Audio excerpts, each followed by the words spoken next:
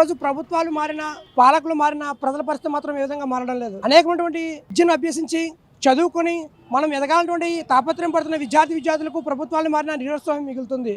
ఈ రోజు ఒక గవర్నమెంట్ వచ్చే ముందు ఒక జగన్మోహన్ రెడ్డి ఒకటే మాట చెప్పాడు, 2 లక్షల ప్రభుత్వ ఉద్యోగాలు ఖాళీగా ఉన్నాయన్నాడు. కానీ నువ్వు ప్రభుత్వాలు ఉద్యోగాలు సృష్టిస్తారని ఎక్కడ చెప్పలేదు. ప్రభుత్వ ఉద్యోగాల ఖాళీలు భర్తీ చేస్తున్నారు తప్ప ఈ రోజు ఒక ఉద్యోగం కూడా భర్తీ చేయలేదు. కొత్త ఉద్యోగాలు సృష్టించడం ద్వారా కానీ ఈ రోజు ఎప్పటి నుంచి ఉన్నటువంటి ఉద్యోగులు కూడా ఇబ్బంది పరిస్థితి ఏర్పడుతుంది.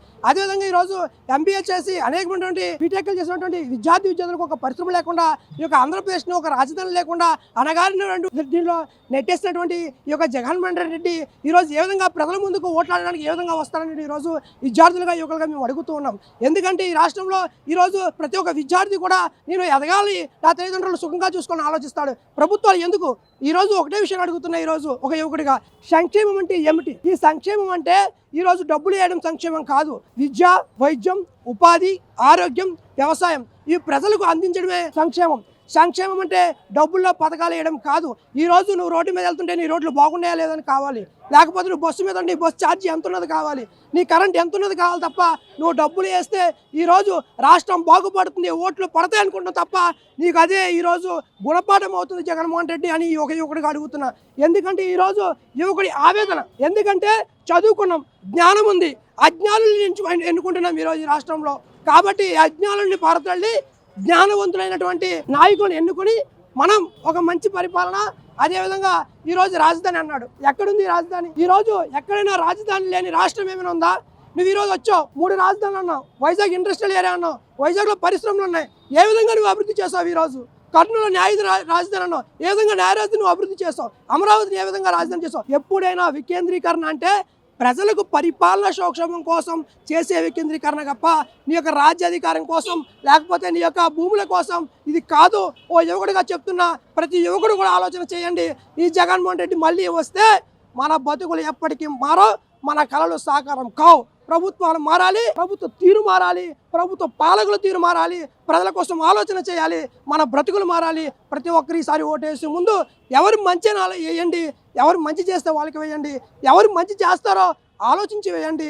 మనం ఓటేసే ముందు అభివృద్ధి కోసం వేద్దాం, సంక్షేమం కోసం కాదు, పథకాల కోసం కాదు, మన బ్రతుకు కోసం వేద్దాం, మన బ్రతుకులు మార్చుకుందాం. పొలిటికల్గా ఇప్పుడు సమస్యలు అనేటువంటివి ఒక రాష్ట్ర ప్రభుత్వం చేతిలోనే ఉండవండి. కేంద్ర ప్రభుత్వం కూడా ఎక్కువ పన్నుల వాటా కేంద్ర ప్రభుత్వానికి వెళ్ళిపోతూ ఉంది. ఈరోజు తీసుకున్నట్లయితే శ్రీకాకుళం జిల్లా అనేటువంటిది చాలా వెనకబడినటువంటి జిల్లా. అన్ని విషయాల్లో కూడా పేదరికము, ఉపాధి లేకపోవడం అనేటువంటిది ఈ జిల్లాలో ఎక్కువ. అటువంటిది ఈరోజు కేంద్ర ప్రభుత్వం కానీ రాష్ట్ర ప్రభుత్వం కానీ ఈ 10 సంవత్సరాల కాలంలో అక్కడ వచ్చారు, ఇలా 5 సంవత్సరాల కాలంగా వీళ్ళు పరిపాలిస్తూ ఉన్నారు. ఈ 10 సంవత్సరాలు 5 సంవత్సరాల కాలంలో వెనుకబడిన శ్రీకాకుళం జిల్లాలో 10 మందికి ఉపాధి ఇచ్చే ఒక పరిశ్రమ అయినా కేంద్ర ప్రభుత్వం కానీ రాష్ట్ర ప్రభుత్వం కానీ పెట్టాయా? ఈ పెట్టకపోవడం అనేటువంటి చాలా అన్యాయం. అంతేకాదు ఈ వెనుకబడిన జిల్లా అభివృద్ధి కోసం ప్రతి సంవత్సరం కూడా కొంత ఫండ్ కేటాయిస్తామని విభజన హామీల సందర్భంగా కేంద్ర ప్రభుత్వం హామీ ఇచ్చింది. కానీ ఈ రోజు వరకు కూడా హామీని నిలబెట్టుకోలేదు. సంవత్సరానికి 50 కోట్ల రూపాయలు కేటాయిస్తామన్నారు. ఆ విధంగా కేటాయించుంటే ఈ పార్టీకి 450 కోట్లు కేంద్ర ప్రభుత్వం కేటాయించాలి వెనుకబడిన శ్రీకాకుళం జిల్లాకి.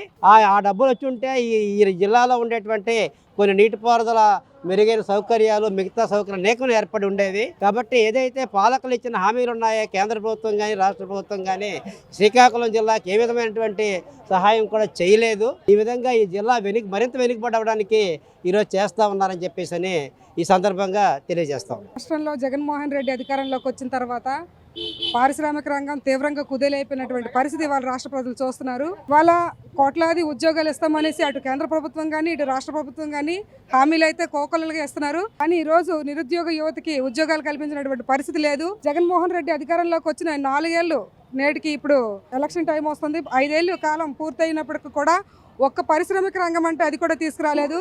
ఏదైనా ఉంది అంటే కోట్లాది ఉద్యోగాలు సచివాలయ రంగాల్లో ఇచ్చామని చెప్పారు. కానీ అందులో కూడా పూర్తి స్థాయి రెగ్యులరైజేషన్ అనేది లేదు. అలాగే అవుట్సోర్సింగ్ రంగాన్ని అంతా కూడా రెగ్యులరైజేషన్ చేస్తామని చెప్పారు. అది కూడా ఇప్పటికీ కూడా పూర్తి స్థాయిలో అమలు చేయలేదు. దీన్ని అంతటినీ కూడా రాష్ట్ర ప్రజలు గమనిస్తున్నారు.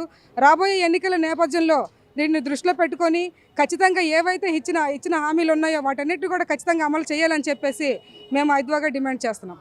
అధిక ధరలు, అలాగే అన్ని రంగాల్లో కూడా పన్నులు, ఈరోజు రాష్ట్రంలో ధరలు చూసుకున్నట్లయితే సామాన్యుడు బతకలేనటువంటి పరిస్థితి ఇవాళ కనిపిస్తుంది. ఎక్కడ చూసినా కూడా గ్యాస్ ధరలు మొన్నటి వరకు కూడా 1150 రూపాయలు గ్యాస్ కొన్నటువంటి పరిస్థితి ఉంది. ఈ మధ్యకాలంలో ఎలక్షన్ దృష్టిలో కొంచెం తగ్గింది తప్పితే అంతకు ముందంతా కూడా నిత్యావసర పప్పు కానీ, ఆయిల్ కానీ, అలాగే ఉల్లి కానీ ఇలా ఏవి చూసుకున్నా కూడా సామాన్యుడు కొనేసి తినలేనటువంటి పరిస్థితి ఇవాళ రాష్ట్ర ప్రజలు చూశారు. కాబట్టి ధరలు కూడా విపరీతంగా పెరిగాయి.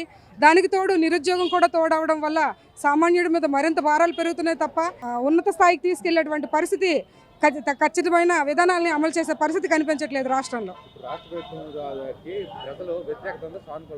ఇవాళ ఎక్కడ చూసినా కూడా వైసీపీ గవర్నమెంట్ మీద కానీ లేదంటే ఇతర కేంద్ర ప్రభుత్వం మీద కానీ ఇవాళ రాష్ట్ర వ్యాప్తంగా కూడా వ్యతిరేకత కనిపిస్తుంది.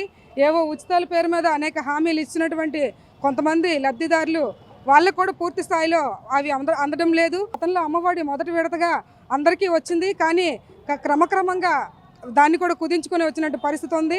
అలాగే ఈరోజు విద్యా దీవెన కూడా ఖచ్చితంగా అమలు చేసినటువంటి పరిస్థితి లేదు. జేవీడీ కూడా పూర్తి స్థాయిలో వచ్చినటువంటి పరిస్థితి లేదు.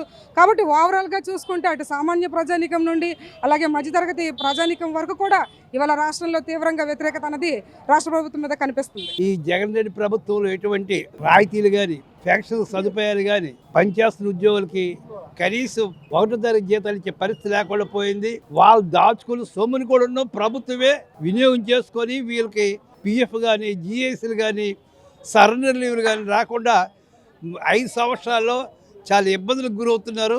అలాగే పెన్షనర్స్కి కనీసం మెడికల్ రియంబర్స్మెంట్లు కానీ, ఆరోగ్యశ్రీ కార్డులు ఇస్తే హాస్పిటల్ ఎవరు కూడా మాకు హానర్ చేయట్లేదు. ఇలాంటి క్లిష్ట పరిస్థితి 5 సంవత్సరాలు మేము నానా ఇబ్బందులకు గురవుతున్నాం. రాష్ట్ర ప్రభుత్వం అభివృద్ధి కొంటే తిరోగమనంలో పనిస్తుంది తప్ప ఎవరికి ఎటువంటి ప్రజలకు కానీ ఎవరికి ఎటువంటి సదుపాయాలు కేవలం బటన్ నొక్కుతున్నాం. కొంతమంది మాత్రం ఈ సదుపాయాలు అందుతాయని నా తొలక. ఈ రకంగా రాష్ట్ర ప్రభుత్వంలో ప్రజలు ఎవరు సుఖశాంతులతో జీవించట్లేదు. ఇవి నిత్యావసర ధరలు విపరీతం పెరిగాయండి. మరి కరోనా వచ్చిన తర్వాత అన్ని రకాలుగా అనారోగ్యానికి ఎక్కువ మంది గురవుతున్నారు. వ్యాక్సిన్స్ తీసుకోవడం వల్ల చాలా జబ్బులు, లేని జబ్బులు కొత్తగా వస్తున్నాయి. దానివల్ల చాలామంది అనారోగ్యం పాలైపోయి చనిపోవడం కూడా ఎక్కువ ఆస్కారాలు కలిగి ఉన్నాయి. మరి ధర వరలు చెప్పాలంటే 100 రూపాయల నూనె ప్యాకెట్ ఈరోజు 250 రూపాయలు అమ్ముతున్నారు. మరి పప్పు దినుసులు కానీ ఏవి కూడా సామాన్యులకు అందుబాటులో కనీసం లేవండి. మరి జీవన ప్రమాణం రాను రాను చాలా ఇబ్బందికరంగా ఉంది. సామాన్యుడు ప్రజలు బ్రతకడానికి అవకాశాలని రోజులుగా మారిపోయండి. సామాన్య మధ్యతరగతి కుటుంబాల పరిస్థితి చాలా అధ్వానంగా ఉన్నది. ఈ రోజు బియ్యం ప్యాకెట్ ధర తీసుకుంటే 1150 రూపాయలు బియ్యం ప్యాకెట్ ఉండేది. ఈ రోజు 1800, 2000 వరకు బియ్యం ప్యాకెట్ ధర పెరుగుతుంది. మధ్యతరగతి తర్వాత పేద కుటుంబాలు బ్రతికే పరిస్థితి చాలా అధ్వానంగా తయారైంది. ప్రభుత్వము పంచే డబ్బులు కన్నా పేదవారికి ఇచ్చేటువంటి వైద్యము, హాస్పిటల్ డెవలప్మెంట్, డాక్టర్ల డెవలప్మెంట్ తప్పించి పేదవారికి ఎటువంటి ఉపయోగకరంగా లేదు. మరి ఇచ్చేటువంటి ఆ పథకాలు కూడా మధ్యతరగతి చిన్న తరహా కుటుంబాలకు చెందడం లేదు. మరి నాయకుల చేతిలో ఉంది. మరి అలాగే ఈ ఉపాధి హామీ పని కూడా 200 రోజులు పెంచాలని ప్రభుత్వాన్ని కోరుచున్నాము. వలసలు పోకుండా జనాలని గ్రామాల్లో ఉంచుతూ 200 రోజులు ఉపాధి హామీ పని ఇస్తూ మరి చిన్న ఉద్యోగాలు ఎవరైతే చేస్తున్నారో వాళ్ళకు కూడా వేతనం పెంచే పరిస్థితి ప్రభుత్వం కల్పించాలని, మరి పెద్ద తరహా వాళ్ళు కాకుండా చిన్న తరహా మరి పనిచేసే హాస్పిటల్లో కానీ ఇలాగా చిన్న కార్మికులందరికీ కూడా వేతనాలు పెంచాలని మేము కోరుతూ ప్రభుత్వానికి విన్నవించుకుంటున్నాము. ప్రభుత్వ పరిస్థితుల్లో చిన్న తరహా సామాన్య మధ్యతరగతి కుటుంబాల పరిస్థితి అధ్వానంగా ఉంది. అది కంటికి అద్దంలా కనిపిస్తున్నది. మరి జనాలు పడుతున్నటువంటి ఇబ్బందులు ప్రభుత్వం గుర్తించాలని వినయపూర్వకంగా వేడుకుంటున్నాం.